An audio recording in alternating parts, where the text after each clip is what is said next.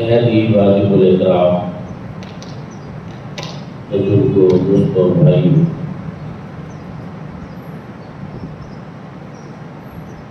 مسجد اقصی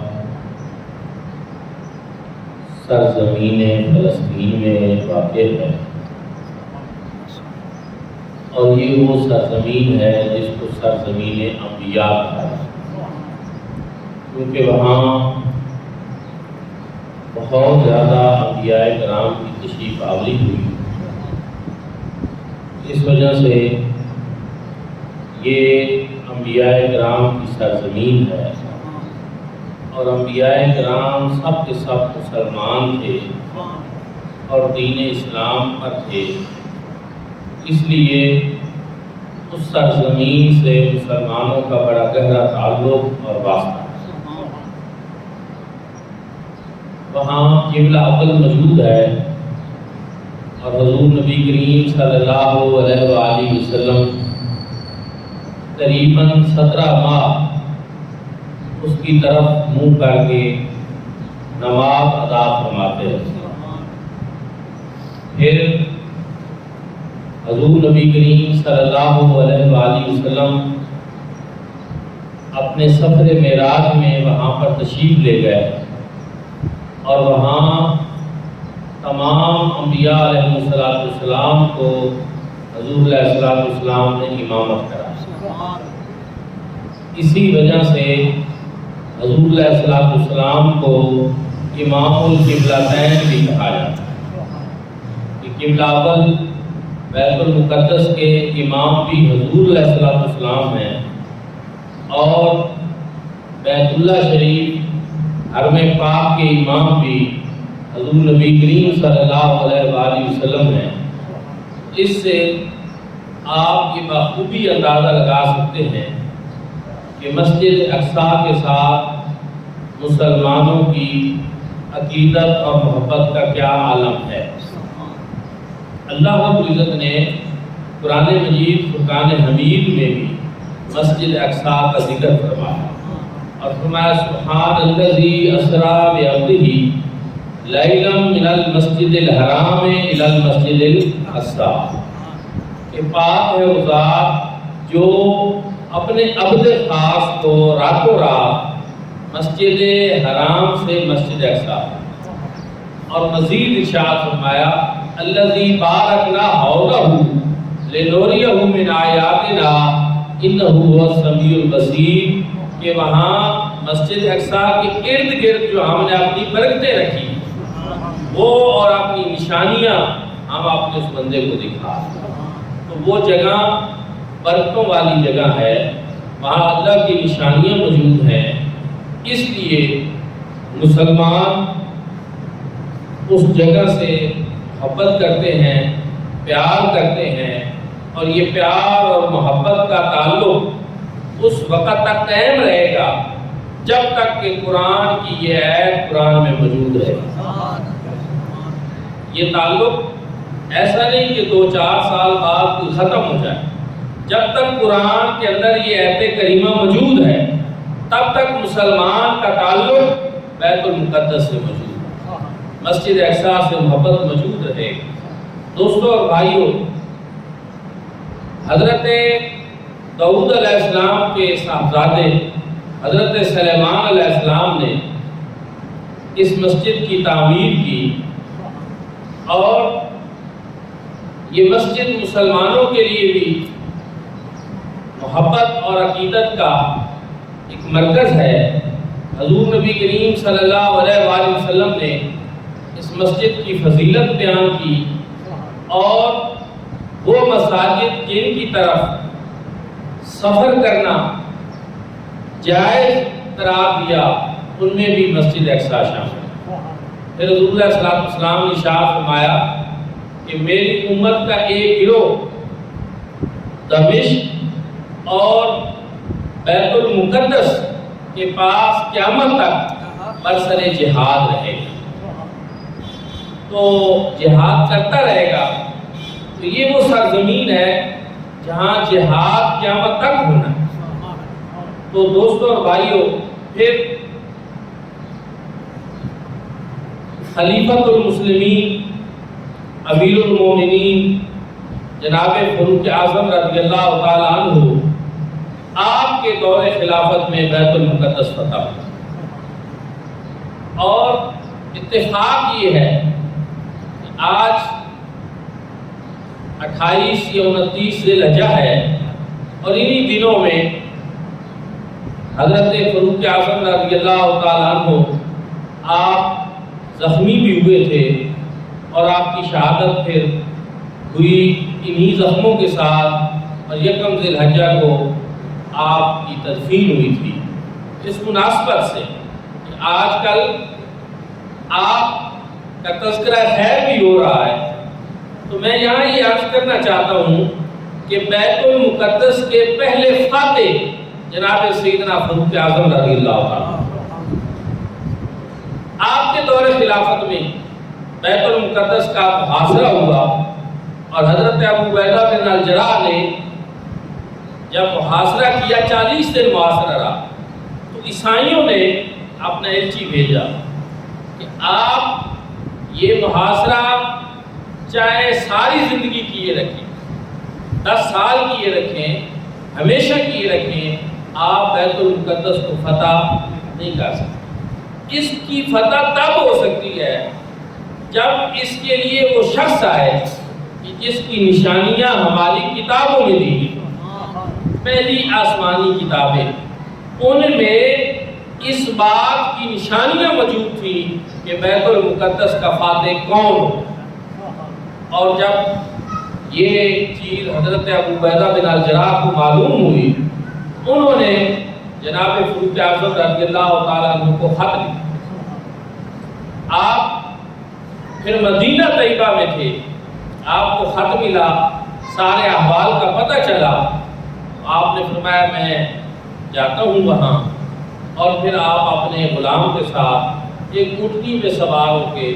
یہ سارا سفر آپ نے طے کیا۔ سفر لمبا تھا، ایک سواری پہ 2 بندوں کا سوار ہونا بھی مشکل کام تھا،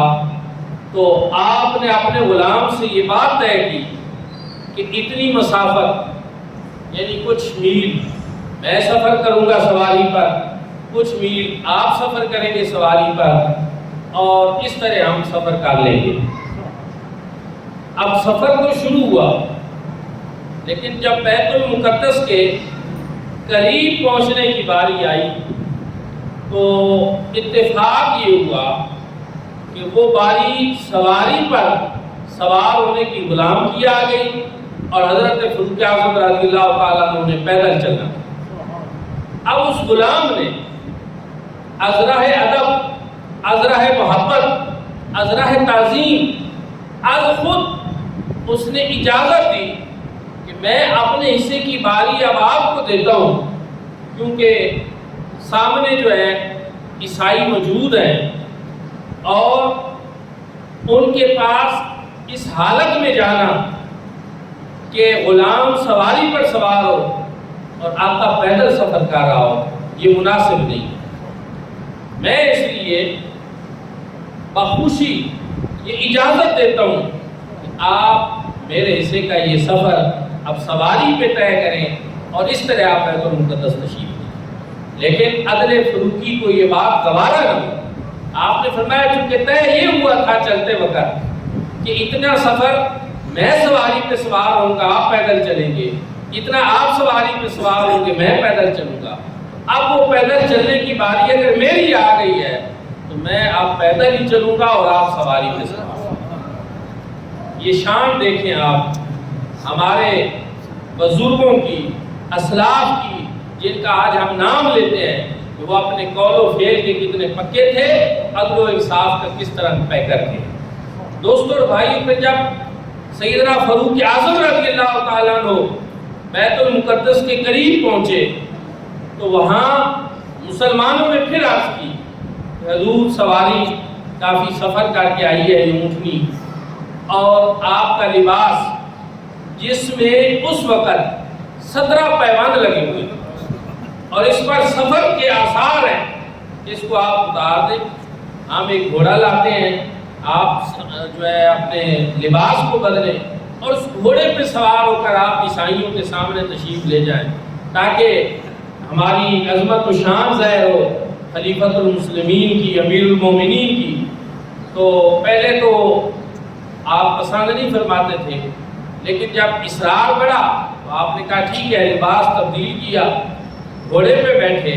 لیکن وہ گھوڑا بڑے متکبرانہ انداز میں جب چلنے لگا تو آپ پھر اتر فرمایا نہیں، میرا لباس ہی لاؤ، میری اونٹنی لاؤ، ہم یہاں اپنی شان و شوکت کا اظہار کرنے نہیں آئے، اور ہماری شان میں سے کوئی فرق بھی نہیں پڑتا کہ ہمارا لباس پیوند زدہ ہے۔ میرے بھائیوں اور دوستو، یہاں کچھ باتیں میں عرض کرنا چاہتا ہوں، غور کرنے والی۔ آج مسلم دنیا کے حکمران جو آج ہیں،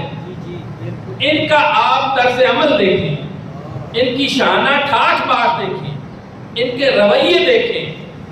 اور پھر آپ اس بات کو دیکھیں کہ وہ ہستی جس کے لباس پہ 17 پیماند لگے ہوئے تھے، اس وقت عالم کفر ان کے نام سے کام رہا، اور آج ساری سہولتیں موجود ہیں، اور مقروض ملکوں کے یہ جو ہمارے صاحبان اقتدار ہیں، ان کی زندگی آپ دیکھیں، ٹھاٹ باٹ دیکھیں، ان کی عیاشیاں دیکھیں، تو آپ کو سمجھ آ جائے گی کہ آج فلسطین میں یہ ظلم کیوں ہو رہا ہے۔ اسرائیل بدترین مخلوق میں سے وہ لوگ ہیں، دہشت گرد ملک ہے، اس کی بھی ہم بات کریں گے، ظلم و ستم کی اس نے انتہا کر رکھی ہے، مظلوم بچے ہسپتالوں میں مریض تک وہ جو ہے ان کو نہیں چھوڑ رہے اور ان پہ بم برسا رہے ہیں۔ ظلم کی ایک انتہا ہے جو وہاں غزہ اور فلسطین میں ہو رہی ہے۔ لیکن میرے بھائیوں اور دوستوں، تھوڑا سا میں اپنے احوال کا جائزہ بھی لیتا ہوں کہ اگر آج ہم جناب فاروق اعظم رضی اللہ تعالیٰ عنہ کے نقش قدم پہ چل رہے ہوتے، آج میں یقین سے کہہ سکتا ہوں کہ غزہ و فلسطین میں ہمارے مسلمان بہنوں بھائیوں کو یہ دن نہ دیکھتے۔ آج ہماری ان کے اوپر تھاپ ہوتی، روب ہوتا، ان کو پتہ چلتا کہ یہ زندگی سے زیادہ موت سے پیار کرتے ہیں۔ لیکن آج حقیقت یہ ہے کہ آج ہمارے حکمرانوں کو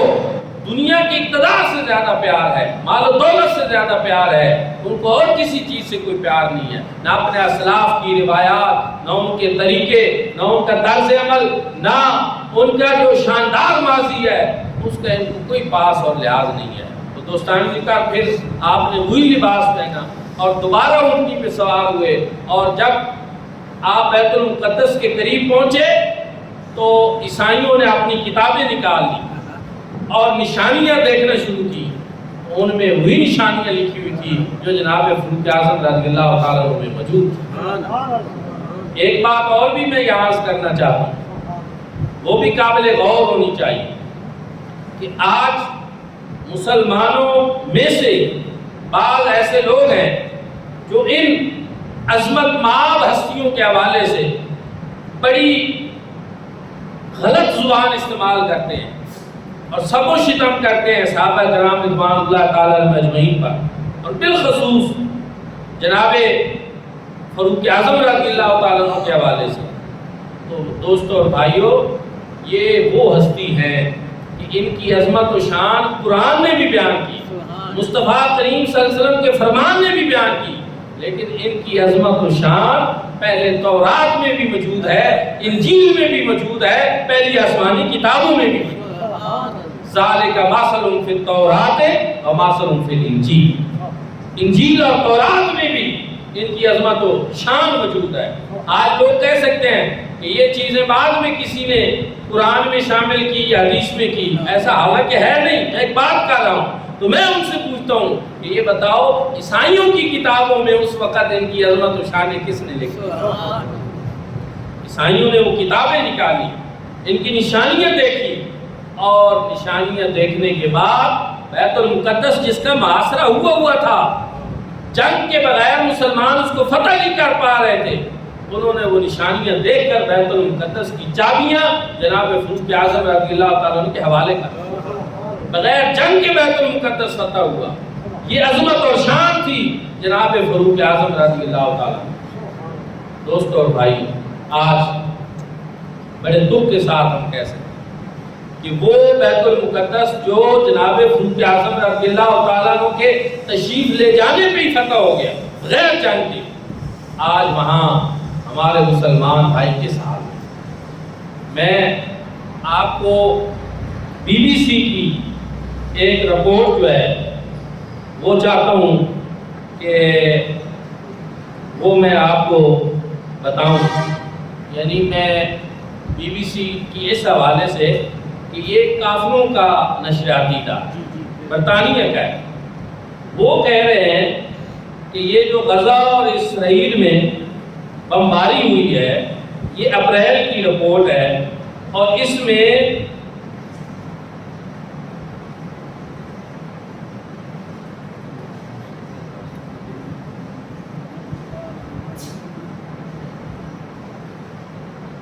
جب سے یہ جنگ اب شروع ہوئی ہے دوبارہ 175ویں دن تک 32,623 افراد جو ہے وہاں پہ جام شہادت نوش کر، اور 75,092 سے زیادہ لوگ زخمی ہو چکے ہیں اس وقت اپریل میں، یہ اس وقت کی رپورٹ ہے، اور ان میں زیادہ تر خواتین اور بچے شامل ہیں۔ اور اسی طرح یونیسیف کے مطابق جو اقوام متحدہ کا ادارہ ہے اس کے مطابق غزہ میں جنگ کے آغاز سے اب تک اسرائیلی حملوں میں 13,000 بچے جام شہادت ہو چکے۔ یہ اس پہ ایک بڑی تفصیل ہے کہ وہاں خوراک کا مسئلہ چل رہا ہے، وہاں پہ کئی صحافی اور امدادی کارکن جو ہے وہ مارے جا چکے ہیں، اور وہاں 15 لاکھ سے زائد فلسطینی لوگ وہ رفح میں پناہ لینے کے لیے ان کو نقل مکانی کرنی پڑی، 15 لاکھ سے زائد لوگوں کو نقل مکانی کرنا پڑی۔ آج آپ سوچیں اگر ہمیں اپنا گھر چھوڑنا پڑے اور کہیں اور جانا پڑے تو ہم کس حال میں ہوں گے؟ 15 لاکھ لوگ نقل مکانی کر چکے،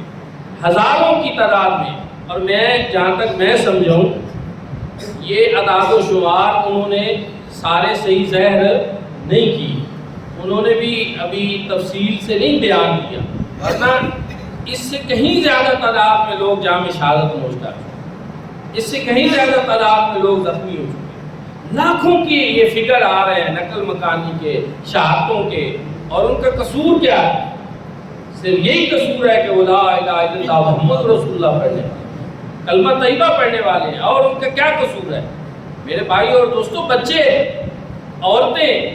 حالت جنگ میں ان کی شہادت یہ جس طرح ہو رہی ہے، ان کا قصور کیا ہے؟ اس وجہ سے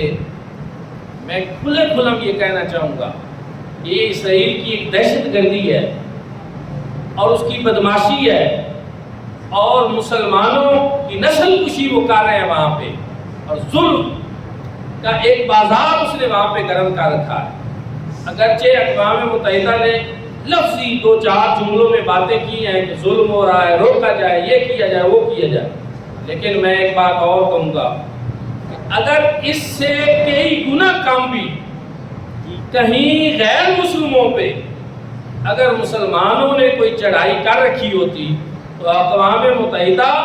آج آپ اس کی آنیاں جانیاں دیکھتے، آج آپ اس کا رد عمل دیکھتے، پوری دنیا میں فوراً ان کے اتحاد بن جاتے، اور وہ دھمکیاں دیتے جس طرح مشرف کے دور میں انہوں نے دھمکی دی تھی کہ اگر آپ ہمارے اتحاد میں شامل نہ ہوئے تو ہم آپ کو پتھر کے زمانے میں دھکیل دیں گے۔ میں کہتا ہوں کہ اسرائیل کو اقوام متحدہ اس طرح کی دھمکی کیوں نہیں دیتی؟ اسرائیل کے حوالے سے اقوام متحدہ کا یہ دورہ معیار کیوں ہے؟ ہزاروں لاکھوں شہادتیں وہاں پہ ہو رہی ہیں، اور وہاں اس کے کانوں پہ جوں تک نہیں رینگ رہی۔ تو یہاں میں نہایت دکھ کے ساتھ یہ بات بھی کہوں گا، کیونکہ مسلم امہ کے حکمران جو ہیں وہ انتہائی بے حسی کا شکار، بے حسی بھی شاید کوئی چھوٹا لفظ نظر آتا ہے مجھے کہ جو ہم کہیں، کوئی آواز اس طرح کی بلند نہیں ہوئی، رسمی جملے جو ہم ٹی وی خبروں میں سنتے رہتے ہیں کہ جی ہم مذمت کرتے ہیں، یہ کرتے ہیں، یہ کوئی طریقہ نہیں ہے۔ میں آپ کو کھلے لفظوں میں یہ بتا رہا ہوں کہ اگر آج حکومت پاکستان ہی صرف سرکاری سطح پہ اعلان کر دے کہ ہمارے ملک میں کوئی ایک پروڈکٹ بھی اسرائیلی نہ یہاں آئے گی اور نہ یہاں سے کوئی چیز اسرائیل کی طرف جائے گی، تو میں دعوے سے کہتا ہوں کہ یہ جنگ دوسرے دن بند ہو جائے، لیکن ان کو یہ ہمت نہیں ہوتی اور اس کے بغیر حل بھی کوئی نہیں۔ اور یہ کرنا چاہیے کہ کم از کم پہلا تو مسلم امہ پہ جہاد کا فریضہ ہے، جس سے مسلمان قوم غافل ہو چکی ہے اور ہمارے حکمران غافل ہو چکے ہیں۔ جب سے جہاد کو ترک کیا ہے مسلم امہ نے، تب سے پوری دنیا کے اندر ہماری یہ صورتحال ہے۔ آپ مجھے بتائیں، امریکہ نے کبھی جنگ کو ترک کیا؟ ہم تو جب سے پیدا ہوئے ہیں یہی سنتے ہیں کہ امریکہ نے فلاں مسلم ملک کے اوپر اب چڑھائی کر رکھی ہے، اب فلاں پہ، پہلے عراق بھی اس نے کی تھی ایک دفعہ پہلے بھی، پھر اس نے دوبارہ کی، افغانستان پہ کی، بوسنیا میں، چیچنیا میں، کہاں مسلمانوں پہ ظلم و ستم کے بازار گرم نہیں ہو رہے۔ ہر جگہ پہ جب سے ہم پیدا ہوئے ہم سن رہے ہیں کہ کہیں نہ کہیں امریکہ کی جنگ جاری رہتی اور وہ اپنے دفاع میں لگے رہتے ہیں اور اپنی جنگیں لڑ رہے ہیں، اور امن کا لولی پاپ جو ہے وہ صرف اور صرف مسلمانوں کے لیے رکھتی ہے کہ آپ صرف امن کی بات کریں، آپ جہاد سے پیچھے ہٹ جائیں اور کوئی ایسی بات نہ کریں جس سے یورپی دنیا کو کوئی خطرات لاحق ہو جائے۔ میرے بھائیوں اور دوستو، ہمیں واپس اپنے اصل کی طرف لوٹنا ہوگا۔ ہمارے حکمران اگر وہ سمجھتے ہیں کہ اس طرح کام چلتا رہے گا کہ ٹھیک ہے ان کی کرسی تو چل رہی ہے، تو میں ایک بات اور بھی بتا دوں، دنیا کی تاریخ میں جو لوگ ظلم کا ساتھ دیتے آئے ہیں، پھر تاریخ نے ان کو بھی ظالموں کی صف میں کھڑا کیا، مجرموں کی صف میں کھڑا کیا ہے، اور کبھی بھی ان لوگوں کو اچھے لفظوں سے یاد نہیں رکھا۔ تو اس لیے مسلم دنیا کی عوام جو ہے اس کی صورتحال ہمارے حکمرانوں جیسی نہیں ہے۔ پوری دنیا کے اندر ہم دیکھ رہے ہیں کہ عام مسلمان جو ہمارے جیسے ہیں وہ تڑپ رہے ہیں، اظہار اپنے جذبات کا اپنے لفظوں سے کر رہے ہیں، اور احتجاجی مظاہرے بھی کہیں نہ کہیں کر رہے ہیں، بات بھی کر رہے ہیں، لیکن اس سے تو کچھ نہیں ہوتا جب تک کہ ہمارے حکمران مؤثر طور پر آپس میں اتفاق نہ کریں، اتحاد نہ کریں۔ ایک اور چیز، پوری دنیا میں یہ جو یہودی ہیں ان کی تعداد 1.5 کروڑ ہے ٹوٹل۔ پوری دنیا میں یہودیوں کی آبادی 1.5 کروڑ ہے، جس میں سب سے زیادہ آبادی ان کی اسرائیل ہے، اور مسلمانوں کی آبادی 1.5 ارب ہے۔ آپس میں 2 ارب کر لیں، 1.5-2 ارب ہے، کوئی موازنہ ہی نہیں ہے۔ 1.5 کروڑ نے 2 ارب مسلمانوں کے ناک میں دم کر۔ اب فرق کیا ہے؟ ہمارے 2 ارب بس محض ہجوم ہے، کوئی آپس میں اتفاق نہیں، کوئی اتحاد نہیں، کوئی حکمت عملی نہیں، کوئی پلاننگ نہیں، اور بدقسمتی سے ہمیں کئی دہائیوں سے کوئی مسلم حکمران نہیں ہے جو لیڈرشپ کوالٹی رکھتا ہو، جو مسلم امہ کو اکٹھا کرنے کی صلاحیت رکھتا ہو، اور جو یہ جذبات رکھتا ہو کہ وہ مسلمانوں کو ایک دفعہ پھر منظم اور متحد کر۔ ہم اس لحاظ سے دیکھ رہے ہیں کہ مسلم دنیا میں ہم قیادت کا بھگتان جو ہے اس کو ہم بھگت رہے ہیں۔ عالمی سطح پہ مسلمانوں کا کوئی بڑا لیڈر نہیں ہے، ہم ایسے ہی 1.5-2 ارب جو ہے ایک بھیڑ چال چلنے والی قوم بن چکے ہیں پوری دنیا کے اندر، اور اس کا نتیجہ آج یہ ہمیں دیکھنے کو مل رہا ہے۔ میرے بھائیوں اور دوستو، بدقسمتی سے وہ قومیں جو جرم ضعیفی میں آ جاتی ہیں ان کو اچانک موت کی سزا ملتی ہے۔ یہ فتویٰ ہے تقدیر کے قاضی کا عدل سے، ہے جرم ضعیفی کی سزا مرگ مفاجہ۔ اچانک موت آتی ہے ان قوموں کو۔ آج ہماری صورتحال بھی غزہ اور فلسطین میں یہی ہے۔ دوستوں اور بھائیوں، ہم ان کے لیے ایک تو دعا کر سکتے ہیں کہ اللہ پاک ان کو اسرائیل کے ظلم سے، یہودیوں کے ظلم سے نجات عطا فرمائے، اور دوسرا آپ یہ دعا کریں کہ اللہ پاک مسلم امت کو ایسا حکمران عطا فرمائے۔ جناب فاروق اعظم نے جب بیت المقدس فتح کیا تو اس کے 1300 سال بعد تک مسلمانوں کی وہاں پہ بیت المقدس میں حکمرانی رہی، قبضہ مسلمانوں کا رہا 1300 سال تک۔ پھر اس میں صرف 80-90 سال ہیں جب صلیبی جنگیں ہوئی تو وہاں پہ عیسائیوں کا قبضہ ہوا تھا، اور اس کے 80 یا 90 سال بعد وہ قبضہ بھی سلطان صلاح الدین ایوبی نے چھڑا لیا، اور انہوں نے 12,000 فوج کے ساتھ کئی لاکھ فوج کا مقابلہ کیا تھا صلیبی میں۔ یہ کیا چیز تھی؟ 12 لاکھ، کئی لاکھ فوجی تھے، 4 لاکھ یا شاید اس سے بھی زیادہ تھے۔ آپ مجھے بتائیں 12,000 فوج کے ساتھ کس نے قبضہ چھڑایا تھا؟ آخر اس میں چیز کیا تھی؟ ان میں جذبہ جہاد تھا، ان میں شوق شہادت تھا، اسلام کے غلبے کا سچی محبت تھی، ان کے دل میں تڑپ تھی، اور اس کے نتیجے میں اللہ رب العزت نے ان کو فتح تھا۔ میں ایک بات اور کی طرف اشارہ کر کے اپنی بات سمیٹنا چاہتا ہوں کہ جب استنبول جو اس وقت قسطنطنیہ تھا، اس کا محاصرہ سلطان محمد فاتح نے کرایا تھا، وہ 56 دن جاری رہا، تو ساری دنیا سمجھتی تھی کہ یہ محاصرہ جو ہے وہ ناکام ہو جائے گا، لیکن سلطان کے دل میں یہ بات تھی کہ حضور نبی کریم صلی اللہ علیہ وآلہ وسلم نے بشارت دے رکھی ہے کہ جو قسطنطنیہ کو فتح کرے گا کتنا ہی اچھا وہ جو ہے لشکر ہوگا، اور کتنا ہی اچھا اس لشکر کا فاتح ہوگا، امیر ہوگا۔ تو وہ خواہش رکھتے تھے کہ میں اس بشارت کا مصداق بنوں، تو انہوں نے اپنی تمام تر توانائی جو ہے وہ اس بات کے لیے صرف کی ناممکن کو ممکن بنانے کے لیے۔ لیکن ایک انہوں نے اعلان بھی کیا، انہوں نے ایک تو اپنے پیر و مرشد جو ان کے تھے ان کو جنگ میں وہ ساتھ لے گئے تھے، ان کا ایک خیمہ لگوایا تھا، وہاں ان کے جو پیر و مرشد تھے وہ اس خیمے میں عبادت کرتے رہے اور ان کے لیے دعائیں کرتے رہے۔